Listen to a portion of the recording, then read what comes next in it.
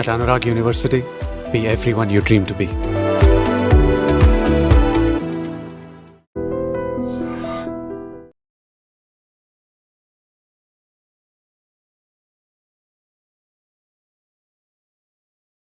జంజీ ఉద్యమం next level E20 petrol మీద పడుతుందని కూడా ఒక వార్తలు వస్తున్నాయి.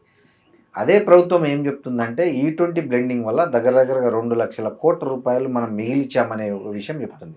నిజంగా అదే నిజమైతే మన దేశంలో పెట్రోల్ రేట్లు ఎందుకు తగ్గించలేదు? ఆ మిగిలినటువంటి 2 లక్షల కోట్ల రూపాయలని వినియోగదారునికి ఎందుకు షేర్ చేయట్లేదు? E20 అనేటువంటిది ప్రభుత్వం స్పష్టంగా మేము 20% ఇథనాల్ను 80% పెట్రోల్ని బ్లెండ్ చేశామని ఇంతవరకు ఎక్కడ ప్రకటించలేదు. ప్రయోగాత్మక దశలో ఉన్నది, ప్రయోగాలు చేస్తున్నారు, ప్రయోగాల్లో సక్సెస్కు దగ్గరగా వచ్చామని చెప్పుకుంటూ వచ్చింది.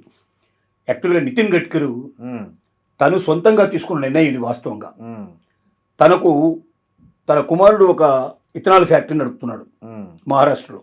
అవును. ఆ ఫ్యాక్టరీలోంచి తీసుకొని అక్కడ ప్రయోగాలు చేసి ఆ ప్రయోగాలు సత్ఫలితాలు ఇచ్చిన తర్వాత దాన్ని దేశమంతా కూడా ప్రయోగించమని చెప్పి పెట్రోల్ ఏదైతే కంపెనీస్ ఉన్నాయో వాటిని రిక్వెస్ట్ చేసి వాటి ద్వారా దీన్ని అమలు పరిచే ప్రయత్నం చేశాడు.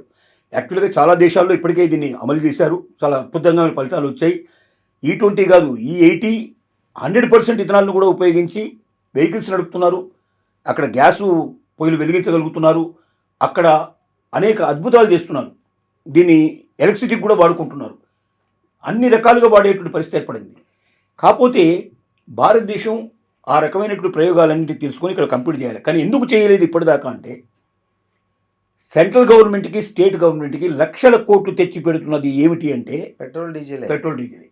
ఆ పెట్రోల్ డీజిల్ కాస్త ఇథనాల్ రూపంలో బయటకు వచ్చిందంటే ఇథనాల్ 20% ఆగదు. 20% 40 అవుతుంది, 40 60 అవుతుంది, 80 అవుతుంది. కొన్నాళ్ళు పోయిన తర్వాత మొత్తం ఇథనాలే వాడే పరిస్థితి ఏర్పడితే మారుతి వాడు 85%తో ఒక కార్ కూడా లాంచ్ చేసి ఆల్రెడీ చేశారు. మిగతా కంపెనీలు కూడా చేయబోతున్నాయి. ఈ పరిస్థితి ఏర్పడితే రేపు పొద్దున భవిష్యత్తు లోపల వీళ్ళకి కనీసం ఒక ఇప్పుడు వస్తున్నటువంటి ఆదాయంలో 10% కూడా రాదు. ఎందుకంటే దాని మొత్తం అది తయారీ అయ్యేటువంటి విధానానికి 10 రూపాయలు 15 రూపాయల లోపల ఇథనాల్ 1 లీటర్ మనకు దొరుకుతుంది. 10 రూపాయలు ఎక్కడ, 110 రూపాయలు గడ్కరీ చెప్పాడు కదా అంతకుముందు 15 రూపాయలకి లీటర్ వచ్చే అంతే. 10 నుంచి 15 రూపాయలు వస్తుంది. 15 రూపాయలు వచ్చింది అనుకోండి, 15 రూపాయల మీద సెంట్రల్ గవర్నమెంట్ ఎంత వేసుకుంటుంది, స్టేట్ గవర్నమెంట్ ఏం వేసుకుంటుంది? మ్యాక్సిమం ఏదో 30 రూపాయలకు 35 రూపాయలకు అమ్ముతారు. 10 రూపాయలు 15 రూపాయల కన్నా ఎక్కువ రాదు. ఇవాళ వస్తున్నటువంటి 60 నుంచి 65 రూపాయలు దీని మీద ఇద్దరు కలిసి సంపాదించుకుంటుంది. అప్పుడు 20 రూపాయల నుంచి 30 రూపాయలు ఇద్దరు కలిసి షేర్ చేసుకోవాల్సిన పరిస్థితి ఏర్పడుతుంది. అంటే స్టేట్ గవర్నమెంట్ సెంట్రల్ గవర్నమెంట్ యొక్క ఆదాయం గణనీయంగా పడిపోతుంది. కాబట్టి తమ యొక్క ఆదాయాలు గణనీయంగా పడిపోకుండా ఉండాలనే ఉద్దేశంతో ఇప్పటిదాకా దీన్ని పూర్తిగా అనౌన్స్మెంట్ పూర్తిగా చేయలేదు. అయితే అనధికారికంగా దీన్ని కలపడం స్టార్ట్ చేసి చాలా రోజుల నుంచి దీన్ని స్టార్ట్ చేశారు, నడుస్తూనే ఉంది. అది కొన్ని అక్కడక్కడ బండ్లలో కొంచెం తేడాలు వచ్చినట్టు కనబడుతుంది. కానీ వాస్తవంగా అయితే ఇథనాల్ వల్ల బండి లోపల మైలేజ్ తేడా వచ్చేటువంటి పెద్దగా ఉండదు, చాలా తక్కువ, 0.2% 0.3% లోపల తప్ప అంతకన్నా ఎక్కువగా తేడా ఉండదు. రెండోది, ఎక్కువ బర్నింగ్ సెన్సేషన్ ఉండటం వల్ల, దీంట్లో బర్నింగ్ కెపాసిటీ ఉండటం వల్ల తొందరగా ఈ బర్నింగ్ పెంచడం వల్ల బండి చాలా స్మూత్గా రన్ అయ్యేటువంటి అవకాశాలు కూడా దీనివల్ల ఉన్నాయి. దీనివల్ల ఇంకో వచ్చేటువంటి లాభం ఏమిటంటే, ముఖ్యంగా ఇథనాల్ వల్ల రైతులు విపరీతంగా లాభపడే అవకాశాలు ఉన్నాయి. ఇవాళ ఏదైతే వేస్టేజ్ వస్తుందో మొలాసిస్, ఈ వేస్టేజ్ అంతా అంటే మన పంటలకు కొంచెం పంటల వ్యర్థాలు అంటాము. ఈ పంట వ్యర్థాలన్నింటినీ ఏం చేస్తున్నారు, కాల్ చేసేసి దానివల్ల మొత్తం టోటల్గా ఢిల్లీని పొల్యూషన్ చేసేసారు, మన హైదరాబాద్ పొల్యూషన్ చేస్తున్నారు, ఇంకా దేశం మొత్తం కూడా పొల్యూషన్ అయ్యే అవకాశాలు ఉన్నాయి. కానీ ఇదే వ్యర్థాలను తీసుకొచ్చి ఇథనాల్లో వాడితే ఇథనాల్ తయారవుతుంది. అంటే రైతులకి ఏదైతే పారబోయాలి లేకపోతే కాల్ చేయాలనుకునేటువంటి పదార్థాలని వాళ్ళకి ఆదాయ వనరులుగా మార్చుకునే అవకాశం ఉంది. దీని లోపల ముఖ్యంగా చెరకు పిప్పి, అట్లాగే బియ్యము, మొక్కజొన్న ఇలాంటి వాటికి సంబంధించిన వేస్టేజ్ కానీ, బియ్యం నుంచి వచ్చే వేస్టేజ్ కానీ, ఇలాంటి అనేక రకాల వ్యర్థాలు, తర్వాత కోసేసిన తర్వాత పంటకు సంబంధించిన వ్యర్థాలు, ఇవన్నీ ఉపయోగించి తయారు చేయొచ్చు. ప్రతి పల్లెటూరులో కూడా ఒక ఫ్యాక్టరీ స్టార్ట్ చేసే అవకాశం ఉంది. వేలాది మందికి ఉపాధి దొరికే అవకాశం ఉంది, లక్షలాది మందికి ఉపాధి దొరికే అవకాశం ఉంది. ఒకవైపున ఉపాధి కల్పన జరుగుతుంది, రెండో వైపున రైతులకి ఇప్పటిదాకా వ్యవసాయం దండగానేటువంటి పరిస్థితి నుంచి వ్యవసాయం పండగనేటువంటి పరిస్థితి ఏర్పడుతుంది. వ్యవసాయదారులందరూ సంతోషపడతారు, వాళ్ళకి అదనపు ఆదాయం వచ్చే అవకాశం ఏర్పడుతుంది. ఒకవేళ పంట లోపల సరిగ్గా రాకపోయినా ఈ వ్యర్థాల వల్ల వస్తుంది. తర్వాత అప్పుడప్పుడు మీకు అతివృష్టి అనావృష్టి వల్ల పంటలు నాశనం అవుతున్నాయి. ఆ నాశనమయ్యే పంటలన్నీ కూడా మీకు మొలాసిస్లో వీటిలో అంటే వీటికి దీనికి సంబంధించిన ఇథనాల్లో ఉపయోగపడుతుంది. ఇలా ఇథనాల్లో ఉపయోగపడటం వల్ల ఏమవుతుంది, ఆ కనీసం గిట్టుబాటు ధరలన్నా కనీసం వాళ్ళకు దొరికే అవకాశం ఉంటుంది. ఆ సంవత్సరానికి వాళ్ళు కనీసం ఆనందంగా సంతోషంగా గడపడానికి అవకాశం ఏర్పడుతుంది. ఇన్ని రకాలుగా అవకాశాలు ఉన్నాయి దీనివల్ల. ముఖ్యంగా పర్యావరణ పరిస్థితి, కాలుష్యం అంతా కూడా నివారించబడుతుంది.